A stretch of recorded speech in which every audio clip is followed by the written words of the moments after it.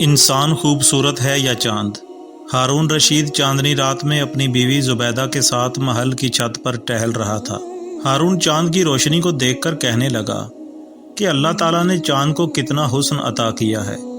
اس کے چمکتے ہوئے چہرے کی چمک سے ساری دنیا روشن ہے۔ اللہ تعالیٰ کی مخلوقات میں چاند زیادہ حسین و جمیل ہے۔ زبیدہ نے کہا، اے ہارون، بے شک چاند میں حسن کی فراوانی ہے، مگر انسان اس سے کہیں زیادہ حسین و جمیل ہے۔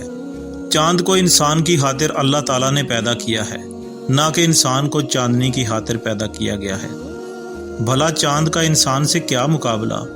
یہ سن کر ہارون رشید کو طیش آ گیا اور کہنے لگا، تم اپنے آپ کو چاند سے زیادہ حسین سمجھتی ہو۔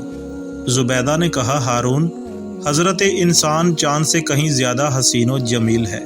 ہارون نے غصے میں آ کر کہا کہ اگر تو نے اسے ثابت نہ کیا تو میں تجھے طلاق دے دوں گا۔ یہ کہہ کر ہارون اپنے کمرے کی طرف چلا گیا۔ زبیدہ سوچنے لگی کہ اب اس کا ثبوت قرآن و حدیث سے کہاں سے پیش کیا جائے۔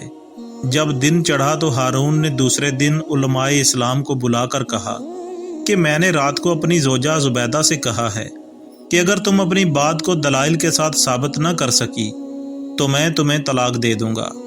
بتلاؤ اے علماء کرام، انسان خوبصورت ہے یا چاند؟ ادھر علماء اسلام نے سوچا کہ اگر کہتے ہیں کہ چاند انسان سے لاکھوں گنا زیادہ حسین ہے تو زبیدہ کو طلاق ہوتی ہے، جو خود ہارون کے لیے برداشت سے باہر ہے۔ پھر ہمارے مذہب میں حلالہ کے سوا عورت کی طرف رجوع حرام ہے، اور اگر یہ کہا جائے کہ انسان چاند سے زیادہ خوبصورت ہے تو دلیل و ثبوت درکار ہے، جس کا ملنا محال ہے۔ یہ سوچ کر علماء نے ہارون سے کہا کہ آج شام تک ہم قرآن و احادیث سے تلاش کر کے سوچ سمجھ کر فیصلہ دیں گے کہ انسان خوبصورت ہے یا چاند۔ بس سارا دن مولویوں نے علمی گھوڑے دوڑائے مگر مقصود نہ مل سکا۔ آخر شام کو نماز مغرب کے بعد فیصلہ سنانے کا اعلان کر دیا کہ چاند انسان سے زیادہ خوبصورت ہے۔ اب جو نماز مغرب کا وقت ہوا تو کہیں سے بہلول، جسے دنیا دیوانہ کہتی ہے، تشریف لے آئے اور علماء کا ہجوم دیکھ کر دریافت کیا کہ یہ کیا ماجرا ہے۔ علماء نے بتایا کہ ہارون رشید اپنی بیوی زبیدہ کو طلاق دے رہا ہے کیونکہ اس کا دعویٰ ہے کہ چاند سے زیادہ انسان خوبصورت ہے، اور ہارون کہتا ہے کہ اگر اس کا ثبوت قرآن و حدیث سے نہ ملا تو میں زبیدہ کو طلاق دے دوں گا۔ بہلول نے دریافت کیا کہ مفتیان دین کا کیا فیصلہ ہے؟ کہا، ہم نے تو یہی کچھ سمجھا ہے کہ چاند انسان سے کہیں زیادہ خوبصورت ہے، لہٰذا زبیدہ کو طلاق ہو گئی۔ بہلول نے کہا کہ آج مغرب کی نماز میں پڑھاؤں گا۔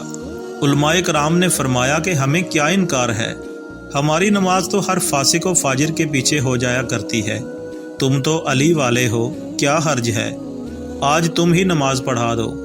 پس بسم اللہ کر کے جناب بہلول نے مغرب کی نماز پڑھانی شروع کی تو سورہ الحمد کے بعد سورہ والتین شروع کی، اور جب لقد خلقنا القمر فی احسن تقویم پر پہنچے تو پیچھے سے کسی نے لقمہ دیا، لقد خلقنا الانسان فی احسن تقویم۔ بہلول نے پھر پڑھا، لقد خلقنا القمر فی احسن تقویم۔ پیچھے سے پھر کسی نے لقمہ دیا۔ بہلول نے 3 مرتبہ اقرار لینے کے بعد منہ پھیر کر فرمایا کہ پھر جھگڑا کس بات کا ہے؟ جب اللہ تعالیٰ 4 قسمیں کھا کر انسان کو احسن تقویم فرما رہا ہے تو پھر تم لوگ کیوں چاند کو خوبصورت کہہ رہے ہو؟ اب علماء کو قرآن سے ثبوت مل گیا کہ اللہ تعالیٰ نے تمام مخلوقات سے افضل و اکمل، حسین و جمیل حضرت انسان کو ہی پیدا کیا ہے۔ اس پر کسی نے پوچھا کہ یہ کون انسان ہے جس نے ہماری رہنمائی کی ہے؟ تو کسی نے کہا کہ یہ علی کا دیوانہ ہے۔ سبحان اللہ۔